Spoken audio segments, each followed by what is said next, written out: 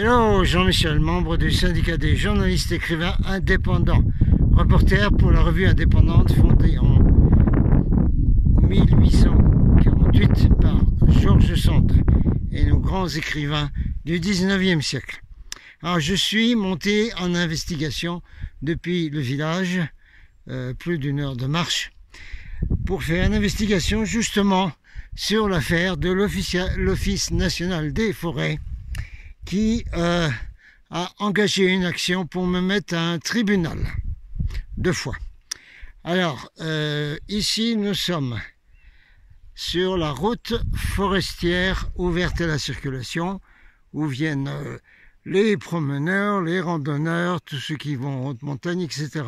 C'est une route ouverte à la circulation.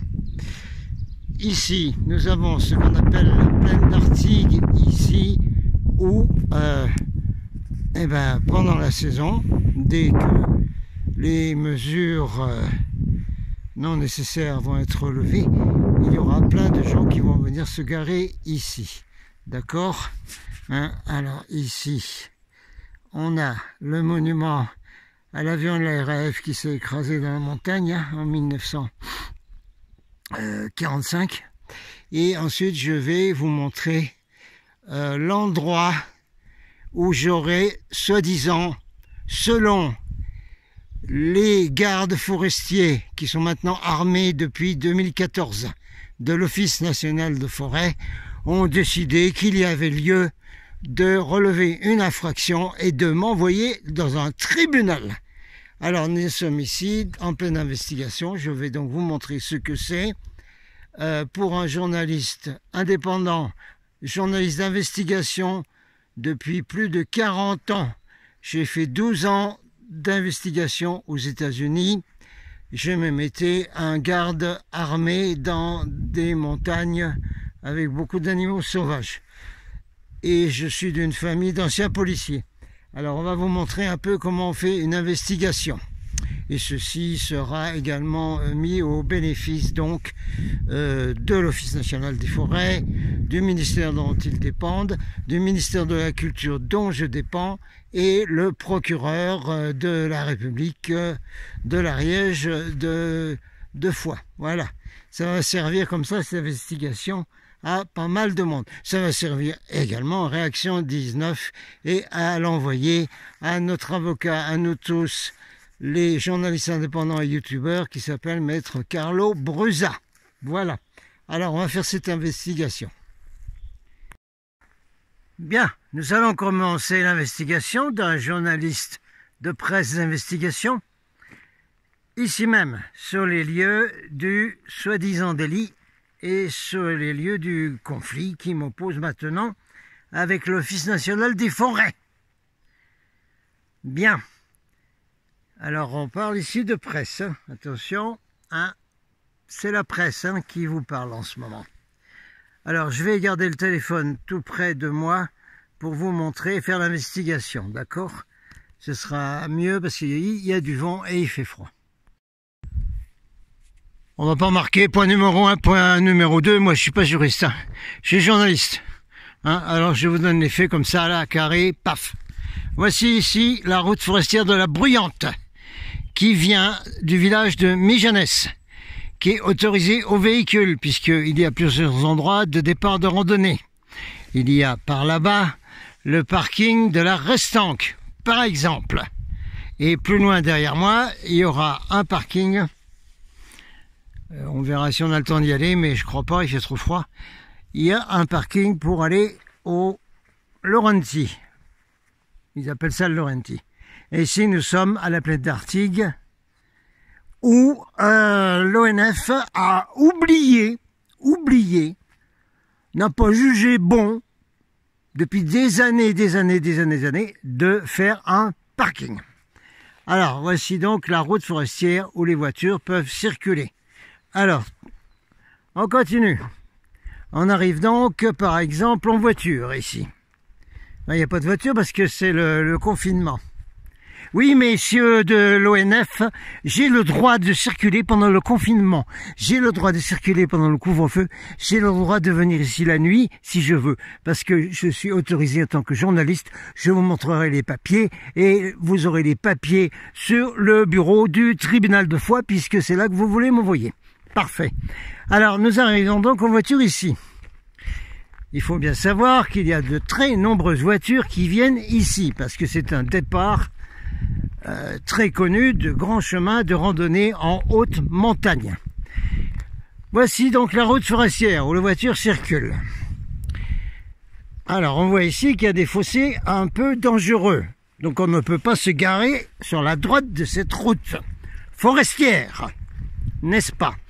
On ne peut pas se garer non plus sur la route forestière puisqu'il faut laisser le passage libre à la circulation. Très bien.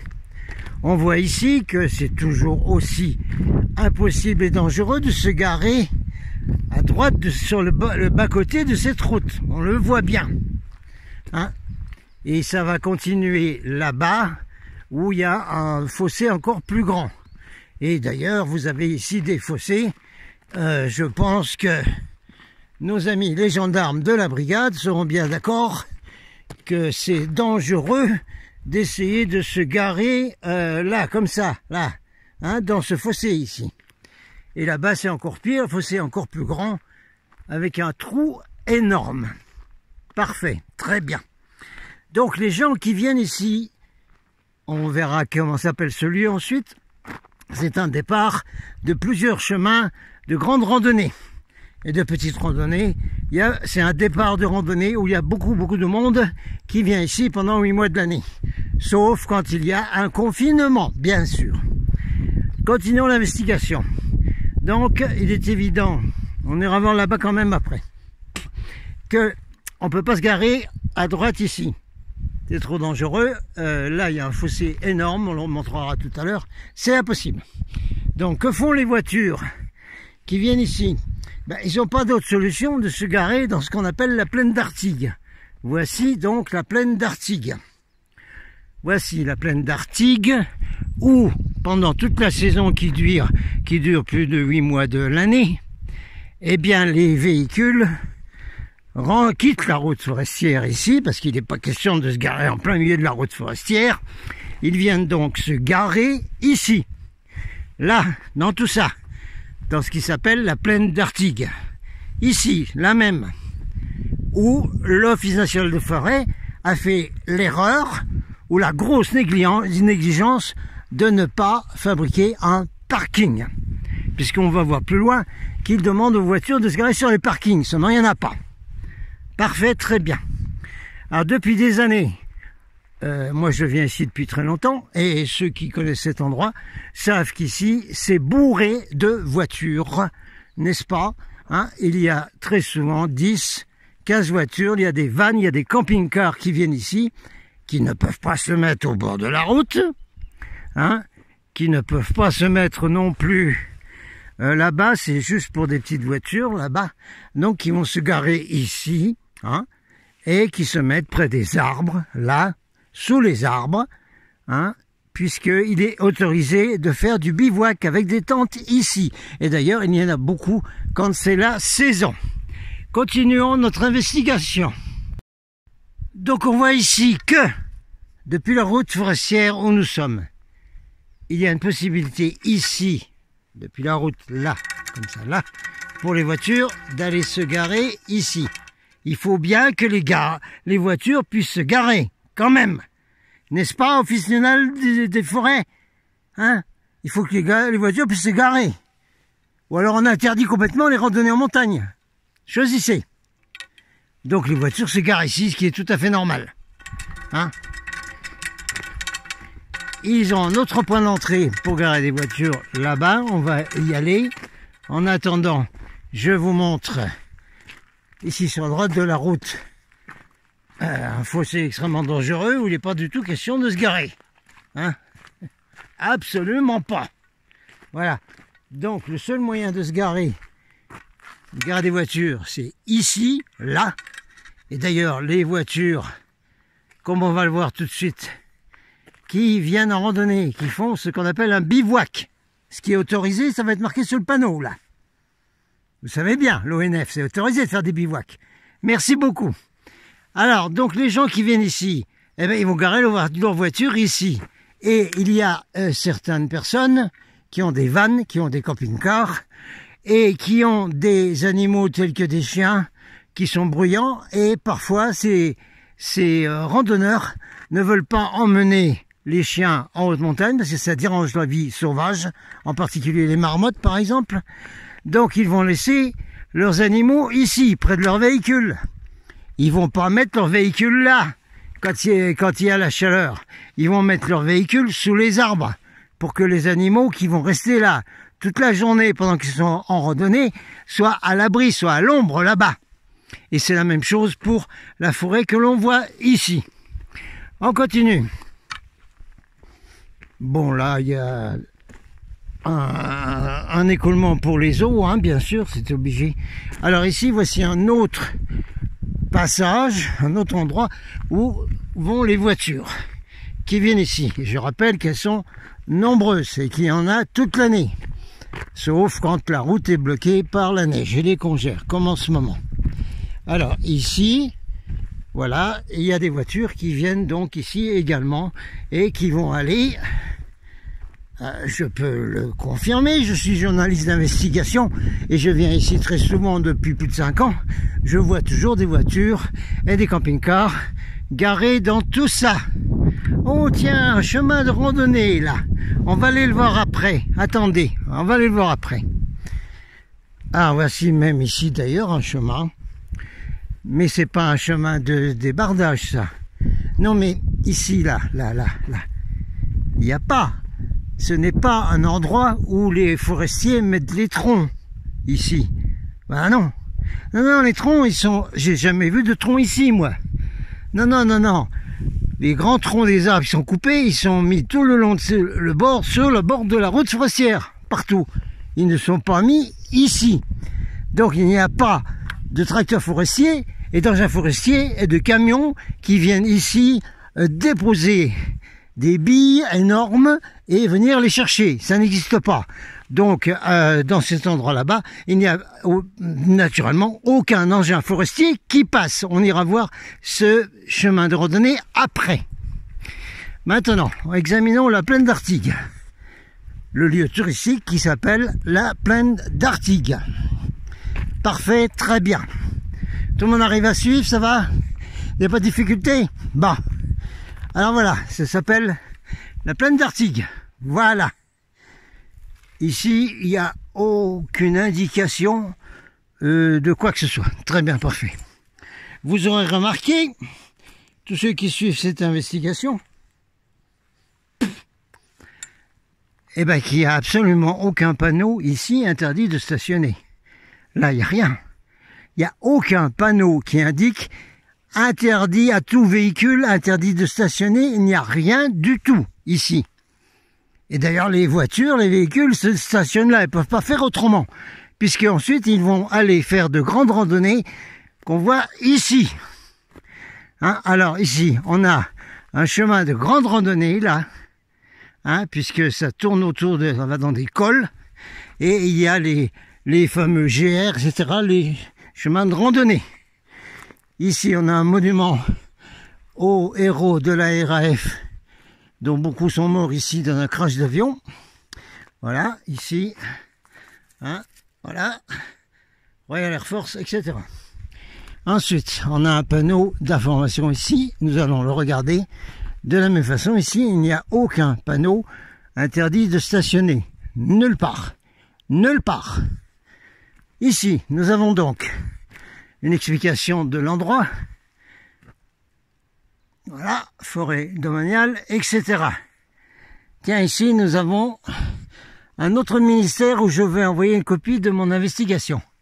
Voilà, qui s'appelle le ministère de la Transition écologique et solidaire, dont on parle beaucoup chez les journalistes indépendants en ce moment. Voyons un peu. Alors, par exemple, le bivouac est autorisé, pas le camping. Les tentes peuvent être montées le soir, montées le matin, etc. Que chacun puisse profiter du site. Donc les tentes, les tentes sont montées bien évidemment là dans la plaine d'Artigues, là-bas, et la plaine d'Artigues continue là. Donc il y a des tentes qui sont montées là pour les bivouacs. Et bien évidemment, on va quand même être gentil et autoriser les véhicules à se mettre à côté de leur tente. Quand même. Surtout si on a des enfants, etc. Hein, quand même. Nous sommes bien d'accord, l'Office national de forêt et les autorités, tout le monde est bien d'accord? Tout le monde est d'accord, parfait. Revenons au panneau. On continue l'investigation de journalistes.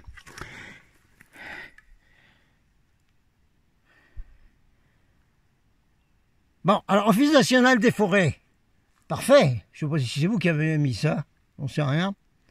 Non, non, même pas. Hein. C'est l'Office de tourisme des Pyrénées ariégeoises.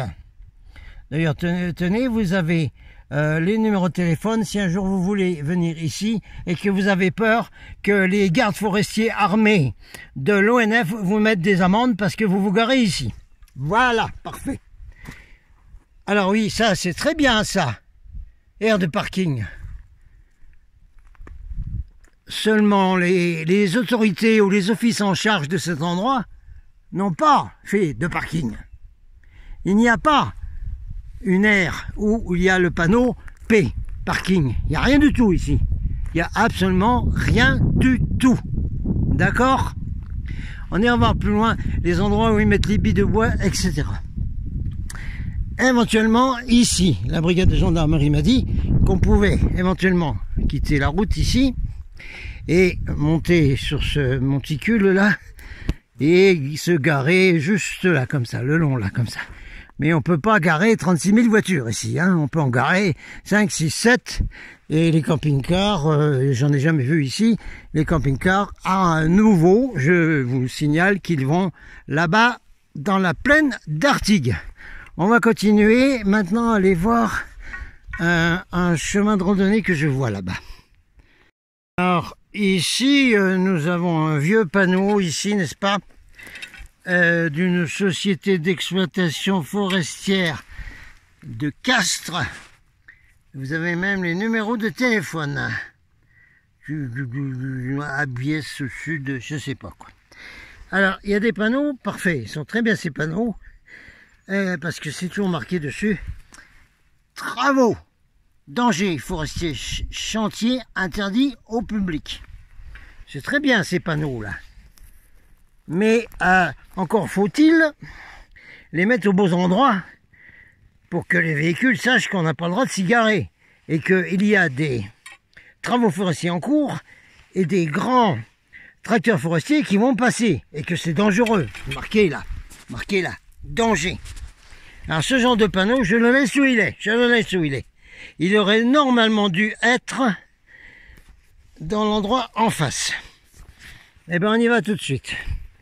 On y va tout de suite, puisque c'est de ça dont il est question.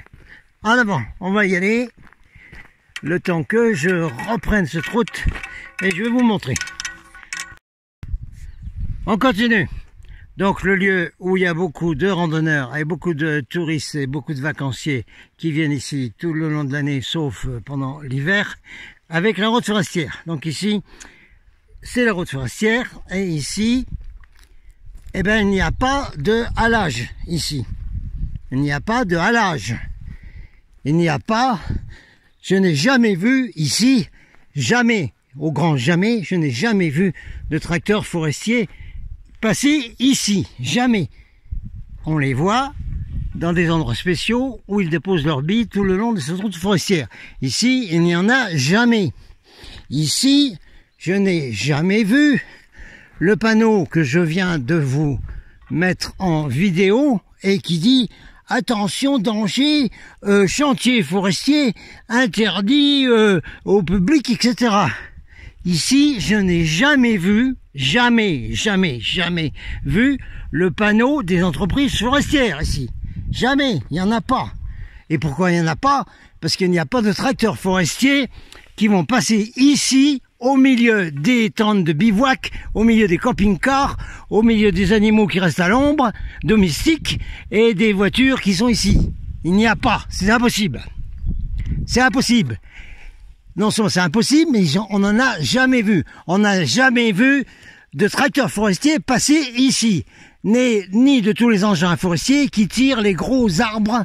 Et il n'y a aucune trace d'ailleurs ici de tout ça. Voilà. Ah bah c'est un chemin de randonnée là, tiens. Ah bah voyons. Oui, oui. Ah très bien. Ici nous avons donc un chemin de randonnée. Ici là, voilà. Vous voyez ça? Ça veut dire chemin de randonnée, ça. Voilà. Office national des forêts. Est-ce que les tracteurs forestiers roulent sur les chemins de randonnée? C'est une simple petite question. D'accord? Ok. Ensuite, ici, bah, c'est très gros les engins forestiers. Hein. C'est très gros. Hein. Alors ici, sur le chemin de randonnée, bah, y a des pierres. Bon, bah, on voit bien. C'est bon, les arbres. Et encore une fois, je n'ai jamais vu un seul engin forestier passer ici. Jamais, jamais, jamais. Nous sommes ici, voilà. Là, c'est randonnée. Voilà. Voilà. C'est le début d'un chemin de randonnée qui va continuer là-bas, que nous voyons ici. Hein, on voit bien les signes jaunes. Et ici, sur ce chemin, on ne voit absolument aucune trace vieille ou ancienne, même de plusieurs années. Je n'ai jamais vu des traces des énormes roues de ce qu'on appelle les tracteurs forestiers. Il n'y en a pas. Il n'y a pas de tracteurs forestiers qui passent ici. Il n'y a pas d'engin qui tire des billes ici. D'ailleurs, on le voit bien avec la végétation et les arbres au-dessus. C'est énorme. Ils auraient démoli les arbres ici. Ils ne passent pas là. Il n'y a aucun engin forestier qui passe ici.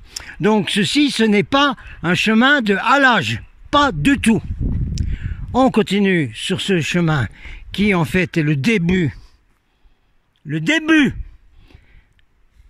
d'un chemin de randonnée. Voilà, c'est tout. C'est tout, c'est tout. Alors, quel mystère donc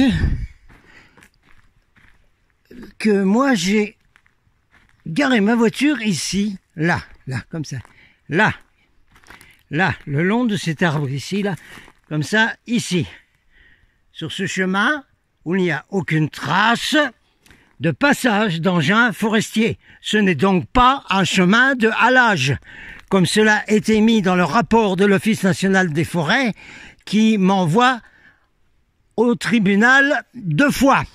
Tribunal de justice 2 fois. Il n'y a pas. Ce n'est pas un chemin de halage. Cette déclaration est inexacte dans le procès verbal des gardes forestiers qui sont venus ici et qui ont vu ma voiture et qui ont décidé de lancer une affaire qui n'a aucun sens. Aucun sens. Est-ce que vous pensez que des tracteurs forestiers vont passer ici, là, dans ce petit endroit-là, là, ici, là? Pas du tout. Il n'y a aucun engin forestier qui passe ici. Aucun. Éventuellement, il peut y avoir un 4x4 de chasseurs. C'est tout. C'est tout. Ce n'est donc pas un chemin de halage. C'est inexact. Je réfute la déclaration de l'Office national des forêts que j'ai garé ma voiture sur un chemin de halage. Je le réfute. D'autant plus en tant que journaliste d'investigation. Avec une carte de presse. On va continuer sur la carte de presse, puisque vous voulez bien. On continue.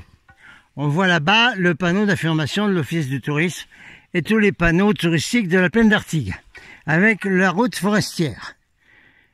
Quand je suis venu ici en novembre, je n'ai pas voulu garer ma voiture là-haut sur le petit endroit que je vous ai montré précédemment. Pourquoi? Parce que sur ma voiture, il y a des autocollants presse de journalistes. Et c'est dangereux. C'est dangereux parce qu'il y a toujours un risque que des gens fracturent une voiture pensant qu'il y a un matériel photographique de journalistes dedans. C'est donc la seule et unique raison pour laquelle, parfois, parce que en principe, je me gare justement à côté de ces panneaux qui sont là-bas. Parfois, je viens me garer ici, là où vous voyez bien qu'il n'y a aucun tracteur forestier qui est passé, vu qu'il y a des énormes rochers là, et que c'est le début, là, d'une randonnée. Donc moi, je mets ma voiture ici, sous ces arbres que vous voyez là, qui n'ont jamais été démolis par des tracteurs, des engins forestiers de halage, n'est-ce pas, messieurs les gardes, n'est-ce pas? Vous entendez bien? J'espère que vous verrez cette vidéo. J'espère que vous la verrez, que vous la regarderez de nouveau. Donc, j'ai mis ma voiture à l'ombre ici, là, des arbres, cachés, pour qu'on ne voit pas la voiture et qu'on ne risque pas d'avoir une effraction pour essayer de voler du matériel photographique d'un journaliste. C'est la seule unique raison pourquoi j'ai mis ma voiture là. Qui n'est pas un chemin d'allage, on répète. Continuons l'investigation. Donc, ici, au point de départ de toutes les grandes randonnées de haute montagne, il y a une petite place, un peu, pour mettre quelques voitures. Je n'ai pas mis ma voiture ici au mois de novembre pendant le confinement parce que c'était désert et qu'il peut toujours y avoir des gens qui viennent à pied et c'est donc un danger pour ma voiture parce que c'est une voiture de presse. C'est marqué dessus, il y a des autocollants presse. C'est toujours dangereux pour une voiture de presse que des gens dont on ne sait pas d'où ils viennent puisqu'ils peuvent venir à pied ici fracture ma voiture pour essayer de voler du matériel de photographe, de journaliste, n'est-ce pas? Pour cette raison, et cette raison uniquement, d'habitude je me gare ici, mais quand j'ai du matériel photo dans la voiture qui est trop lourd pour être emmené là où je fais des vidéos, sur la nature, etc., pour faire la promotion de Natura 2000, Office national de forêt. Moi, mes vidéos, c'est pour faire la promotion ici. Hein, grâce à moi, il y a beaucoup de gens qui viennent ici. Et ça aide l'économie locale et ça vous aide à vous, l'Office national des forêts. Donc, pour éviter une effraction dans ma voiture, j'ai simplement roulé ici et mis ma voiture là-bas, au couvert des arbres, où on ne pouvait pas la voir pour les gens qui seraient passés là et qui auraient eu envie de la fracturer pour voler mon matériel photo. C'est l'unique raison pour laquelle j'étais là-bas, sur un chemin qui n'est pas un chemin de halage. Repetita bis placent. Je rappelle que dans cette forêt ici, de ce côté, à l'endroit où j'ai caché ma voiture pour éviter le vol de mon matériel photographique qui était resté dedans, je n'ai jamais vu un seul engin forestier. Il n'y a aucun chemin de halage. Il n'y a aucun endroit où l'on voit des traces, où on a tiré des billes de bois et on a passé des engins forestiers. Absolument aucun. Par contre, où passent les grands tracteurs forestiers? Eh bien, ils passent sur cette route ici, forestière, n'est-ce pas? Où on a accès à la circulation des véhicules des citoyens. Quand ils amènent des arbres, ils les posent simplement sur le bord de la route forestière, exactement ici. Voilà. Alors ici, pendant la saison des travaux forestiers, les gros engins viennent déposer ici les billes de bois, ici, les entassent ici. Ils ne les mettent pas dans la forêt, ils ne passent pas dans cette forêt. Investigation continue, route forestière. Sur le bord, c'est ici que les forestiers mettent leurs grosses billes, leurs énormes billes, nos énormes arbres qu'il est impossible de transporter dans cette forêt. Ils viennent donc les mettre par la route forestière et voici les traces d'engins forestiers. Voilà. Voilà ce que c'est. Voilà, les traces d'engins forestiers se voient parfaitement. On voit très bien les traces des chenilles. Et il n'y a pas de traces comme ça sur le chemin où j'ai soi-disant fait un délit qui n'existe pas. Il n'y a pas de délit. On voit ici à nouveau très bien les traces des gros pneus et des chenilles des engins forestiers qui font du halage de billes. Traces que l'on voit très bien et qui n'existent pas sur le chemin où j'ai soi-disant commis un délit que je refuse et que je dénie. Toujours sur la route forestière, Nous sommes à plus de 500 mètres maintenant du lieu touristique dit la plaine d'Artigues. Je cherche désespérément, pas Suzanne, mais je cherche désespérément les traces d'engins forestiers et les chemins de halage. Et ça, c'est pas possible que ce soit un chemin de halage non plus. Pour l'instant, j'en trouve pas dans toutes ces forêts où il y a supposé un chemin de halage. Ceci déclaré par un garde de l'Office national des forêts, un agent de l'ONF. Je vous parle comme ça parce que moi, je suis un ancien agent de l'État retraité. Alors, je n'ai pas peur de vous parler comme ça. On continue à chercher sur la route forestière. Ici, on voit bien que les tracteurs forestiers qui passent sur cette route, puisqu'ils la démolissent tellement qu'après, au bout d'un moment, on est obligé de la refaire. Alors, soit c'est eux, soit c'est l'ONF. Qu'importe, la route est obligée d'être refaite avec des cailloux, tellement elle est complètement démontée par les énormes tracteurs forestiers. Alors, les tracteurs forestiers qui viennent donc par cette route forestière, encore une fois, déposent leurs billes dans des endroits comme ça, sur le bord de la route forestière. Ils ne vont pas passer avec les engins forestiers à tirer, à faire du halage d'énormes arbres dans cette forêt, parce qu'ils la démoliraient. L'Office national des forêts protège les forêts domaniales où nous sommes ici, et bien sûr ne veut pas que des engins forestiers aillent détruire les arbres qui poussent dans la forêt.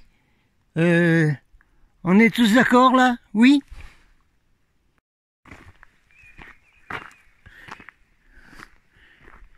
Toujours sur cette route forestière, toujours pas de chemin halage qu'on ne peut pas trouver dans cette forêt qui se trouve à gauche et qui a besoin d'être protégée. Je voudrais faire ici une information. Devrais-je l'appeler une formation, peut-être?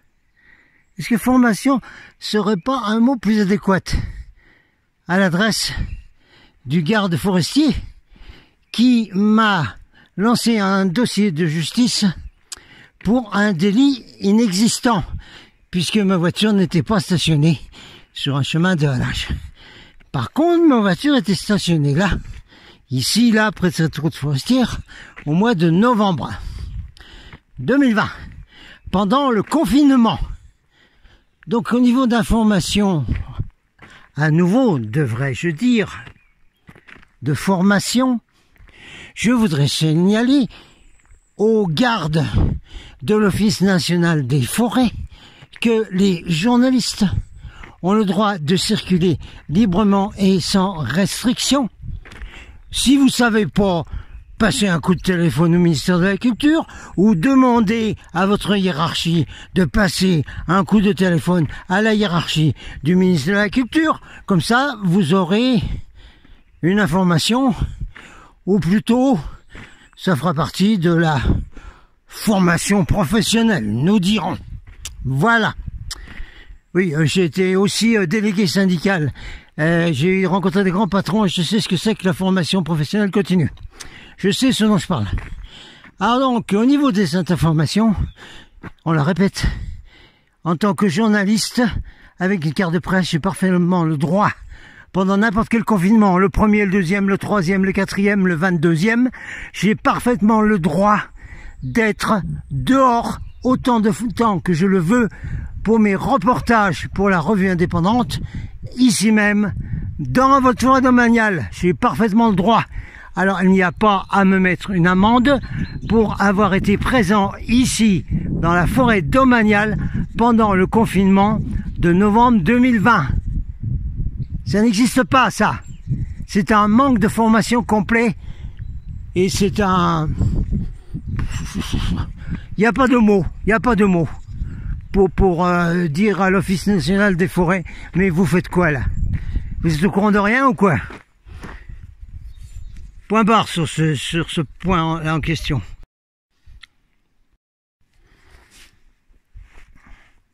Je ne sais pas si c'est un chemin de halage. Parce que je ne sais pas ce que veut dire curage. Ni tir. Sinon tirer. Bon. Mais enfin, voilà à quoi ça rassemblerait un chemin de halage. L'ONF sera bien gentil quand ils m'enverront une lettre d'excuse d'avoir fait une persécution d'un journaliste indépendant qui se trouvait dans la forêt domaniale pendant le confinement, mais qui avait le droit d'y être. Voilà ce que ça fait. Voilà la destruction que font les roues de tracteurs forestiers. Voilà ce que c'est. Voilà. Hein. Donc c'était pas du tout le cas de l'endroit où j'étais. On répète pour la 15e fois, qui n'est pas un chemin de halage. Allons voir un peu plus loin.